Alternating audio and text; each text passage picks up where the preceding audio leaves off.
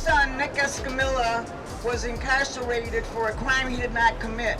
He had served 15 years for a crime he did not commit. Now, if we had CPAC, this would not have happened.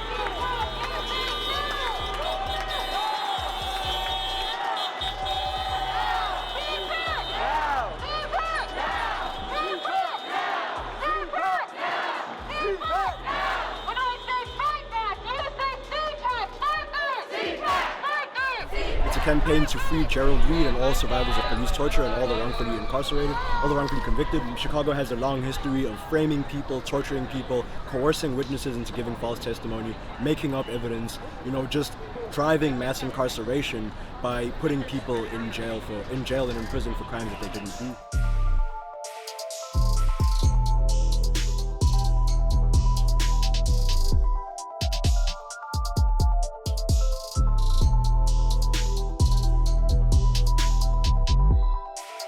We have still this day over 100 men and women that are remaining to suffer behind prison walls based off of what John Burge did to them.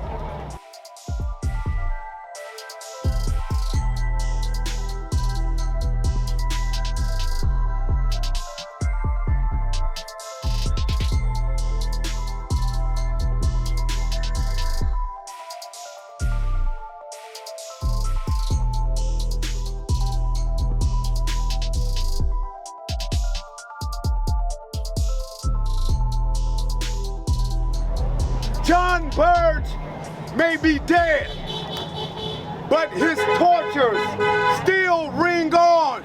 The justice system is incapable, either unwilling or has no capacity to deal with systemic tortures in this city.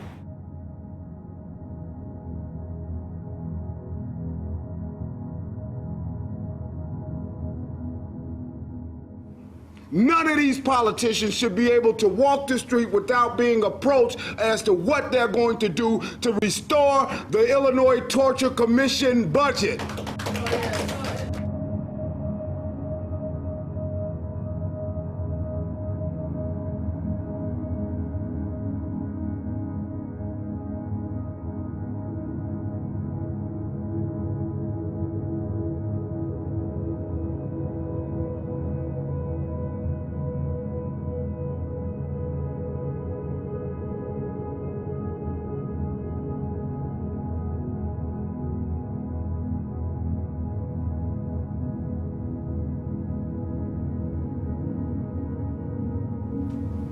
That night, they put him in a car.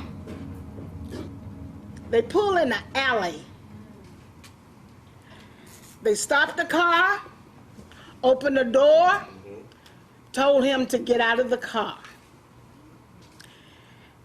He got out of the car. They took his handcuffs off. They told him to run. And he told me, he said, "Mama, I knew if I had ran, they was gonna shoot me."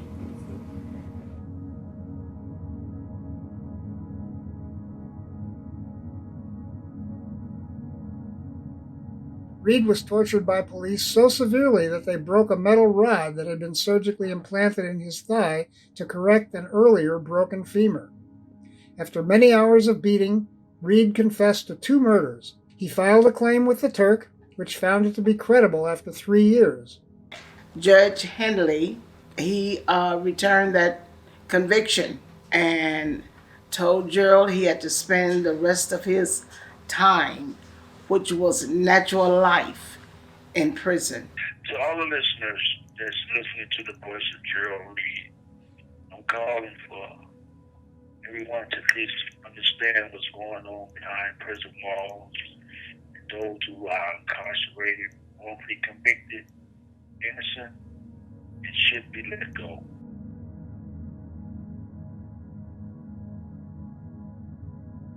The elephant in the room is Governor Pritzker. He has the power to issue a mass pardon for all the police torture survivors. If he acknowledges that Black Lives Matter, then this is where he can start showing that they do matter to him. Governor Pritzker, he has ignored us for a very long time. We've asked him for meetings, we've sent him letters, we've written petitions, we've got thousands of signatures on all these petitions, and yet the governor continues to ignore us, and there are people in prison who are being tortured by those conditions in prison. Just with the stroke of a pen, Governor Pritzker can free hundreds of people.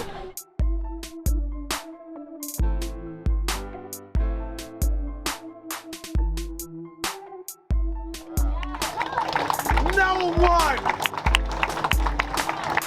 has stepped up and put pressure on the city of Chicago to correct this mess.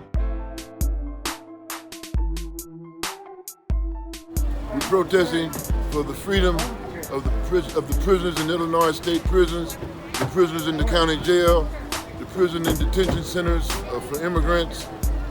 These are death traps right now, and these people need to be let out of them. And it's the responsibility of government to make sure that that happens. It is our responsibility as the people to demand that it happens.